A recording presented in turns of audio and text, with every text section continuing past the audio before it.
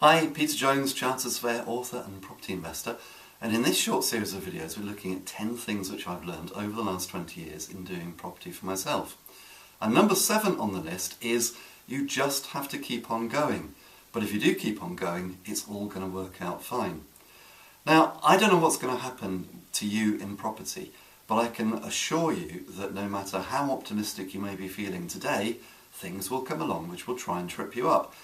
I've read books which suggest, for example, that's like the universe testing us to see how much we want to achieve our goals. That might sound all a bit sort of, I don't know, mumbo-jumbo to you, but it happens. No matter what the reason is, something is going to happen which is going to derail you or give you a setback. At that point you have a choice.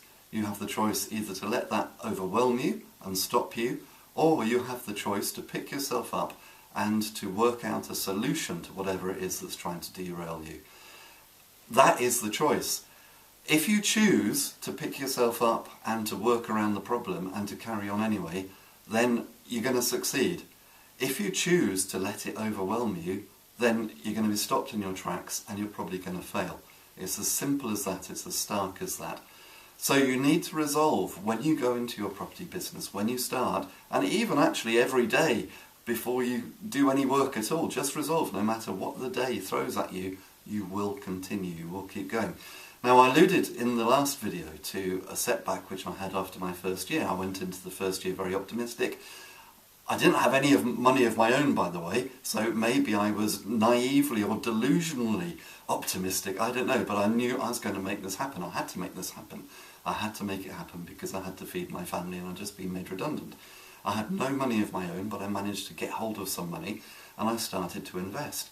And my goal was very simple. I wanted 50 properties and £5,000 a month cash flow. By the end of the first year, I bought 8 properties. I told you that in the last video, so that's just a quick catch-up. Then I had a major setback, and the major setback was this. My principal lender told me that they weren't going to lend me any more money for a year. They said, we're going to put you on sabbatical for a year and see how you get on, because we want to make sure that you're a competent investor. We want to make sure that you're a competent landlord. So we're putting everything on hold. Now, in this day and age, that might not matter because there's so many lenders offering so many different products. Probably nowadays it'd be quite easy to find a substitute lender. But don't forget, I was starting from a position where I'd just been made redundant and I had no money of my own. And so the fact that I found a lender at all was quite amazing. I didn't really believe it was possible, but it happened. So when this particular lender said that they weren't going to lend me any more money, I thought that was it. Curtains, not going to be able to do this. For a year, I spent a lot of time, first of all, I sulked for a couple of months. Then I spent a lot of time trying to find a different lender. Remember, you have the choice. You either let it overwhelm you or you carry on. And I had to go through the process of finding a new lender, building a relationship, having valuations done. Eventually, after about 10 months, I actually got my hands on some more money. Great, excellent, went out, bought some more properties. And then, of course, after the 12 months, the other lender came back on and they said, okay, you're still here, you're still trading, you're still doing okay, we will lend to you again. Now, the thing is, the money which I got from my second lender actually wasn't on such good terms. So the first thing I had to do was then refinance all of my new properties back to my old previous lender, because the terms were so bad. Should I have taken out money? Yes, because it kept the momentum and it kept me moving forward. That was a real struggle. I could have given up completely then. I could have said, you know what, this property thing was never going to work.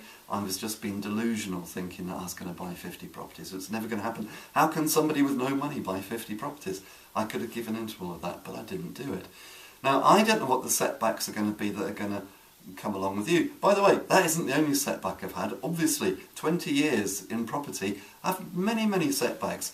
One which we are all going to get from time to time is the classic case of the valuer coming out and downvaluing properties.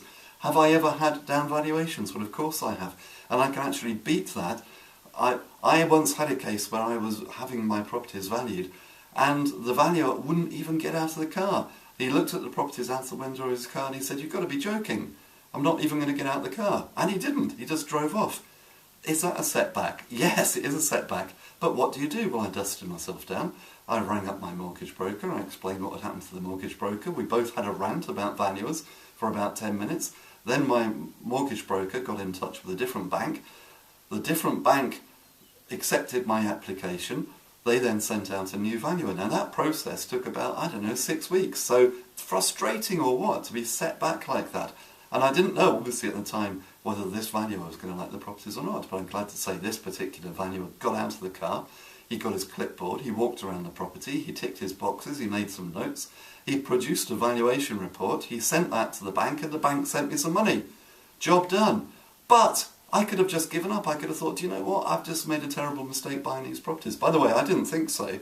I thought that the first valuer was going a bit OTT, and was subsequently proved right. I've actually still owned those properties, and they've been fantastic rental units. But these things happen. There will be setbacks. You may take on a JV partner, and you find that the JV partner doesn't perform, or you don't get on with the JV partner, or whatever it happens to be. You may find a property and buy it and not realise that there's some kind of problem with the property, which then has to be rectified. All of these things happen, but the key thing is, the point of this video, you must keep going. If you keep going, you will be successful.